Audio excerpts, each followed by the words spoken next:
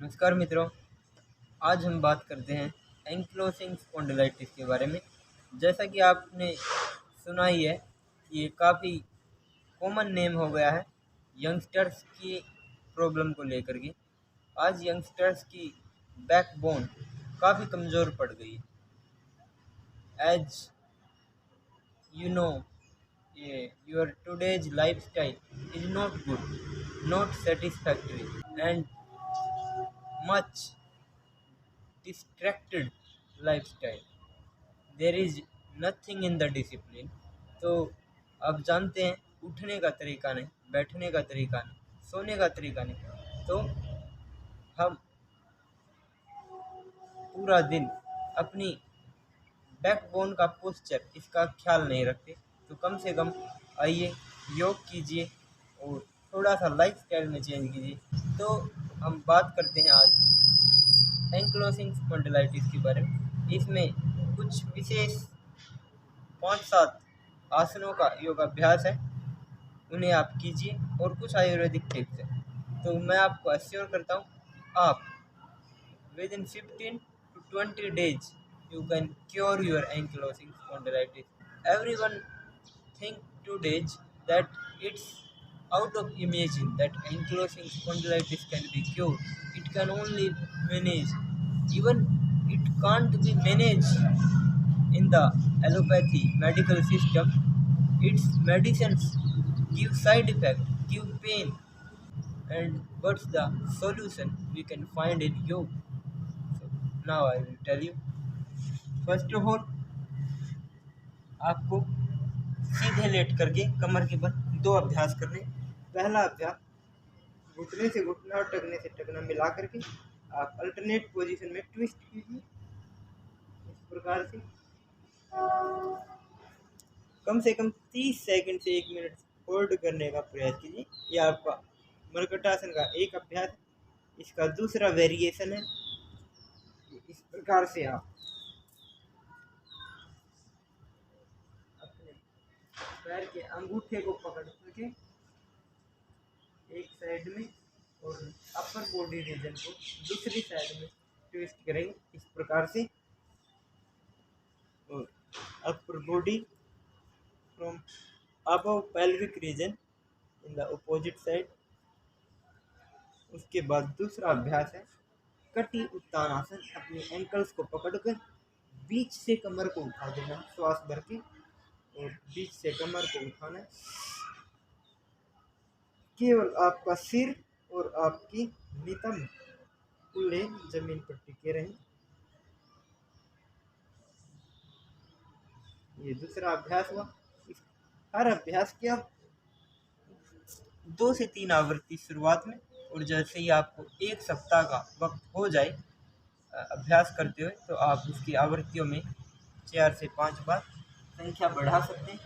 अब उल्टे लेट करके 3 अभ्यासों के बारे में बताएंगे। पहला भुजंग आसन। श्वास भर के जितना आप अपनी बैक को बैकवर्ड बेंडिंग कर सकते हैं उतना कीजिए।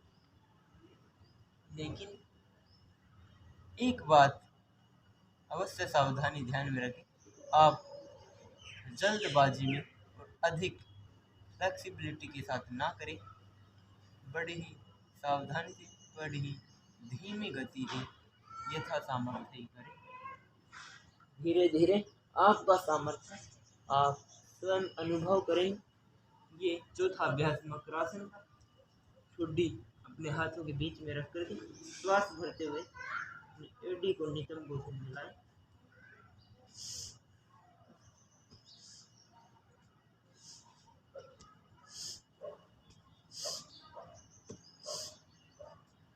इसी प्रकार दोनों पैरों से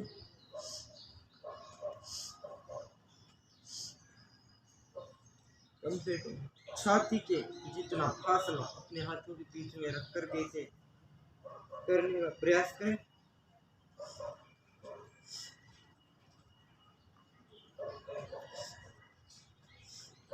इसी प्रकार से 5वें अभ्यास सलभासन का।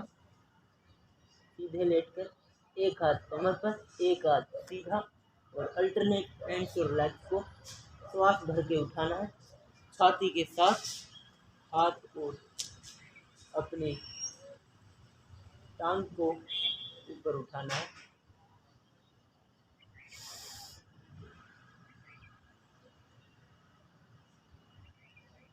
इसी प्रकार अल्टरनेट पोजीशन से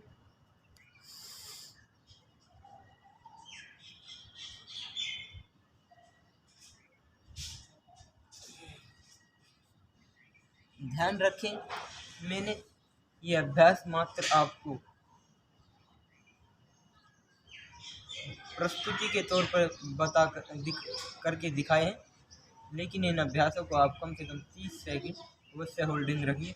अब बात करते हैं छठे अभ्यास की, गोमुख आसन का अभ्यास।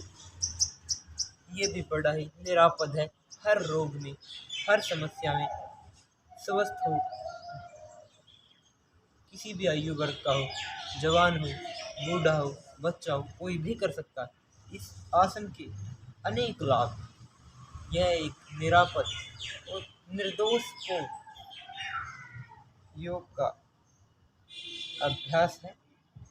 तो इस प्रकार पीछे से आप अपने हाथ को इंटरलॉक कीजिए, जो पैर ऊपर, उसी साइड का हाथ ऊपर। इसी प्रकार से आप दूसरी साइड से अल्टरनेट पोजीशन से, अब की बार आपका राइट घुटना ऊपर है, तो राइट अपनी एल्बो को ऊपर रखते हुए इंटरलॉक करेंगे इस प्रकार। तो एक आसन और रह गया मित्रों, ये उष्ट्रासन का अभ्यास। ये भी काफ़ी महत्वपूर्ण, काफ़ी सहायक है इस समस्या में। और जितनी भी बैक बोन की समस्या या फिर आपके हार्ट से रिलेटेड प्रॉब्लम है, कोलेस्ट्रॉल से रिलेटेड प्रॉब्लम, उसमें काफ़ी बेनिफिशियल आसन है।